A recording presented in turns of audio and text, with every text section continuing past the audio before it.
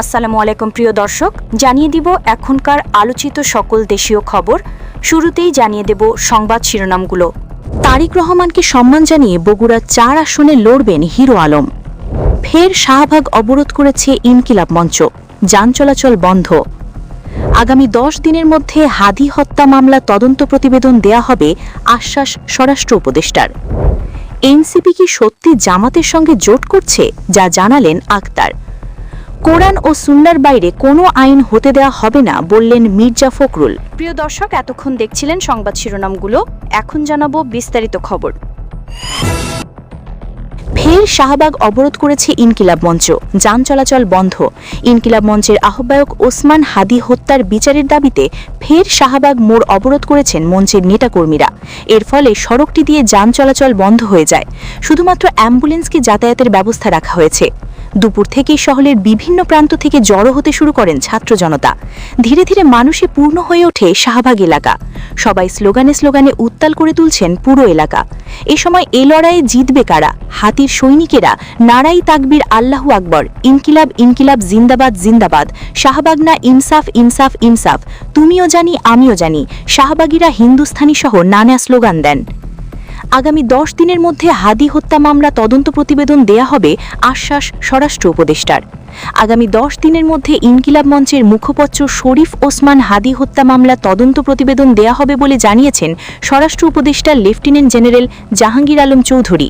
উপদেষ্টা বলেন, বর্তমান অন্তর্বর্তী সরকার জুলাই গণঅভ্যুত্থানের সম্মুখ সারির যোদ্ধা শরীফ ওসমান বিন হাদির হত্যাকাণ্ডের ঘটনায় ন্যায় বিচার নিশ্চিত করতে বদ্ধপরিকর।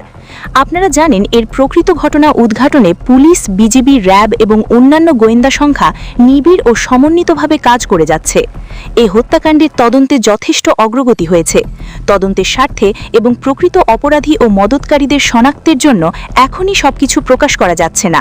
তদন্তের স্বার্থে যে অংশটুকু জনসম্মুখে প্রকাশ সম্ভব তা আপনাদের সামনে তুলে ধরছি। জাহাঙ্গীর আলম চৌধুরী বলেন, মামলা চলাকালীন এ যাবৎ ১১ জনকে গ্রেপ্তার করা হয়েছে।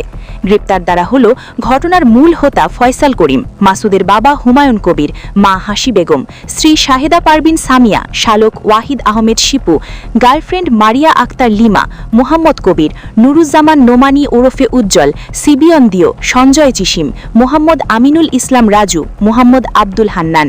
গ্রেপ্তারদের মধ্যে ৬ জন ১৬৪ ধারায় স্বীকারোক্তিমূলক জবানবন্দি দিয়েছে এবং ৪ জন সাক্ষীও ১৬৪ ধারায় সাক্ষ্য দিয়েছে। উপদেষ্টা বলেন, আমি বিভিন্ন রাজনৈতিক দলের অভ্যন্তরে উৎপেতে থাকা ব্যক্তিদের ফ্যাসিস্টের দোষ, সন্ত্রাসী ও দুষ্কৃতকারীদের বিষয়ে দলগুলোকে সচেতন থাকার অনুরোধ করছি। বিভিন্ন রাজনৈতিক দলের কিছু নেতাকর্মী ভালোভাবে না জেনে ফ্যাসিস্টের দোষ, সন্ত্রাসী ও দুষ্কৃতকারীদের তাদের দলে স্থান দিচ্ছে বলে আমরা খবর পাচ্ছি। এ বিষয়ে রাজনৈতিক দলের নেতৃবৃন্দকে অনুরোধ করব, এসব ব্যক্তির বিষয়ে আপনারা সচেতন হন। দলের ভেতরে আড়ি পেতে থাকা সুযোগ সন্ধানী সুবিধাবাদী ও খোলস পাল্টানো দুষ্কৃতকারীদের চিহ্নিত করুন, এদের থেকে দূরে থাকুন। প্রয়োজনে আইন শৃঙ্খলা বাহিনীর সহযোগিতা নিন, তাহলে আইন শৃঙ্খলা পরিস্থিতি নিয়ন্ত্রণে থাকবে বলে আমার বিশ্বাস। এনসিপি কি সত্যি জামাতের সঙ্গে জোট করছে, যা জানালেন আক্তার। জামায়াতে ইসলামীর সঙ্গে জোটের বিষয়ে এখনও কোনো চূড়ান্ত সিদ্ধান্ত হয়নি বলে জানিয়েছেন জাতীয় নাগরিক পার্টির সদস্য সচিব আক্তার হোসেন। তিনি বলেছেন, তবে আমাদের আন্দোলনের যে সংস্কারের কথা বলা হয়েছিল তা বাস্তবায়ন করার জন্য সমঝোতার বিষয়ে আলাপ আলোচনা চলমান রয়েছে। আদালত প্রাঙ্গণে জামিন পাওয়ার পর গণমাধ্যম কর্মীদের সামনে ক্ষোভ প্রকাশ করেন আক্তার হোসেন। বলেন, এই মামলাগুলো বিগত সরকারের সময় সম্পূর্ণ রাজনৈতিক উদ্দেশ্য করা হয়েছিল। একটি মামলা ছিল মোদি বিরোধী আন্দোলন এবং অন্যটি আবরার ফাহাদ হত্যার প্রতিবাদ কর্মসূচির দায়। অন্তর্বর্তীকালীন সরকারের ১.৫ বছর সময় পার হয়ে যাওয়ার পরও এই মিথ্যা ও হয়রানিমূলক মামলাগুলো কেন নিষ্পত্তি করা হয়নি তা নিয়ে ক্ষুব্ধ তিনি। এদিকে সার্বিক বিষয়ে অবস্থান জানাতে জরুরি সংবাদ সম্মেলন ডেকেছে ৮ দলীয় জোট। বিকাল ৪টায় জাতীয় প্রেসক্লাবে এই সংবাদ সম্মেলন অনুষ্ঠিত হবে। সূত্রে জানা গেছে, যুগপৎ আন্দোলনের শরিক ৮ রাজনৈতিক দলের সঙ্গে যুক্ত হচ্ছে আরও ৩টি রাজনৈতিক দল। দল ৩টি হচ্ছে এলডিপি, এবি পার্টি ও এনসিপি। এ বিষয়ে বিস্তারিত জানাতে বিকালে জরুরি সংবাদ সম্মেলন আহ্বান করা হয়েছে ৮ দলের পক্ষ থেকে। সংশ্লিষ্ট একাধিক সূত্র থেকে জানা গেছে, বিএনপির শীর্ষস্থানীয় নেতাদের সঙ্গে এনসিপির শীর্ষ নেতৃত্বের প্রত্যক্ষ ও পরোক্ষভাবে একাধিকবার আলোচনা হয়, তবে চাওয়া পাওয়া নিয়ে শেষ পর্যন্ত বোঝাপড়া হয়নি। বিএনপির ভারপ্রাপ্ত চেয়ারম্যান তারেক রহমান দেশে ফেরার পর তার সঙ্গে সরাসরি আলোচনা করা যায় কিনা সে চেষ্টাও ছিল, তবে সেটা আর হয়ে ওঠেনি। এর মাঝে বিএনপি ও জামাতের বাইরে আলাদা জোট গঠনের চিন্তা থেকে মধ্যপন্থী আলাদা জোট করার উদ্যোগ নেওয়া হয়। সেই উদ্যোগে গণতন্ত্র মঞ্চকে যুক্ত করার প্রচেষ্টা ছিল। পরে কেবল এনসিপি, এবি পার্টি ও বাংলাদেশ রাষ্ট্র সংস্কার আন্দোলনের সমন্বয়ে জোট হয়। গণতান্ত্রিক সংস্কার জোট নামে 7 ডিসেম্বর এই ত্রিদলীয় জোটের আত্মপ্রকাশ ঘটে। কিন্তু ভোটের রাজনীতির হিসাব নিকাশ মেলাতে গিয়ে এনসিপি বড় দুই দলের কোনো একটির সঙ্গে আসন সমঝোতাকে গুরুত্ব দেয়। বিএনপির সঙ্গে সমঝোতার সম্ভাবনা কমে আসার পর সম্প্রতি এনসিপি জামাত ইসলামীর সঙ্গে আলোচনায় যুক্ত হয়।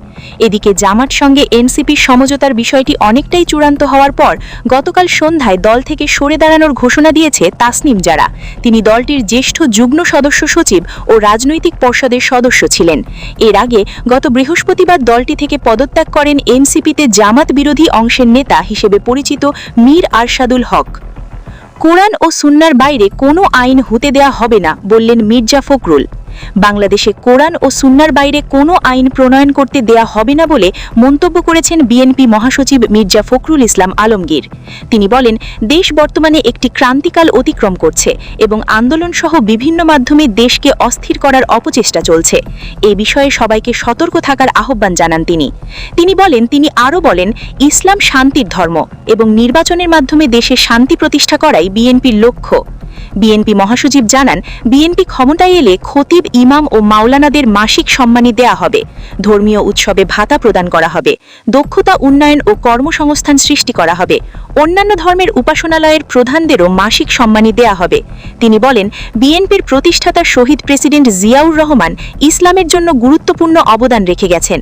পবিত্র মক্কা শরীফের আরাফাতে রোপণ করা জিয়া গাছ তার একটি নিদর্শন। তারেক রহমানকে সম্মান জানিয়ে বগুড়া 4 আসনে লড়বেন হিরো আলম। হিরো আলম নির্বাচনের মৌসুম এলেই যাকে নিয়ে আলোচনা শুরু হয়, সমর্থন ও বিতর্ক দুটির মধ্য দিয়েই আবার সংসদে ফেরার স্বপ্ন দেখছেন আলোচিত এই কন্টেন্ট ক্রিয়েটর। আসন ও চয়দায় জাতীয় সংসদ নির্বাচন সামনে রেখে নিজের অবস্থান পরিষ্কার করেছেন তিনি। এক সান্নে বিএনপির ভারপ্রাপ্ত চেয়ারম্যান তারেক রহমানকে ঘিরে নেওয়া এক গুরুত্বপূর্ণ সিদ্ধান্তের কথাও প্রকাশ করেছেন হিরো আলম। সামাজিক যোগাযোগ মাধ্যমে দেওয়া এক পোস্টে তিনি জানান, তারেক রহমানের প্রতি সম্মান জানিয়ে বগুড়া 6 সদর আসনে প্রার্থী হচ্ছেন না তিনি, তবে বগুড়া 4 আসনে নির্বাচনে অংশ নেওয়ার আগ্রহের কথা স্পষ্টভাবে তুলে ধরেন তিনি। পোস্টে হিরো আলম লেখেন, ইনশাআল্লাহ এবারও আমি বগুড়া 4 আসনে নির্বাচন করব। তারেক রহমান আমাদের বগুড়ার মানুষের ভরসার জায়গা। তার প্রতি সম্মান জানিয়ে বগুড়া 6 সদর আসনে প্রার্থী হতে চাই না। বগুড়ার মানুষ হিসাবে সবাইকে এই সিদ্ধান্তে আসা উচিত। নিজের অতীত নির্বাচনী অভিজ্ঞতার কথা স্মরণ করে তিনি বলেন, এর আগেও বগুড়া 4 ও বগুড়া 6 আসনে নির্বাচনে অংশ নিয়েছিলাম। আমি প্রার্থী হওয়ার কারণে ভোট চুরির ঘটনা বিশ্ব দেখেছে। বগুড়া 4 আসনের মানুষ আজও জানেন আমি নির্বাচিত ছিলাম। দলমত নির্বিশেষে সবাই আমাকে সংসদে পাঠাতে চেয়েছিল। তিনি আরও দাবি করেন, ডামি ভোট আর কারচুপির মাধ্যমে আমাকে পরাজিত দেখানো হয়েছিল। আমার উপর হামলা হয়েছে, পাতানো নির্বাচন প্রত্যাখ্যান করেছি, সবকিছুর সাক্ষী বিশ্ব। ভোটারদের উদ্দেশ্যে হিরো আলম বলেন, এবার জনগণ ভোটাধিকার প্রয়োগের সুযোগ পেয়েছে। আমি আবারও বগুড়া 4 আসনে প্রার্থী হতে চাই, বগুড়া 6 আসনে নয়। এ বিষয়ে কেউ যেন গুজব না ছড়ায়। প্রিয় দর্শক, এই ছিল এখনকার গুরুত্বপূর্ণ নিউজ। আরও গুরুত্বপূর্ণ নিউজ নিয়ে ফিরছি কিছুক্ষণের মধ্যে। নিউজগুলো সবার আগে দেখার জন্য এই চ্যানেলটি সাবস্ক্রাইব করে আমাদের সাথে থাকুন। ধন্যবাদ।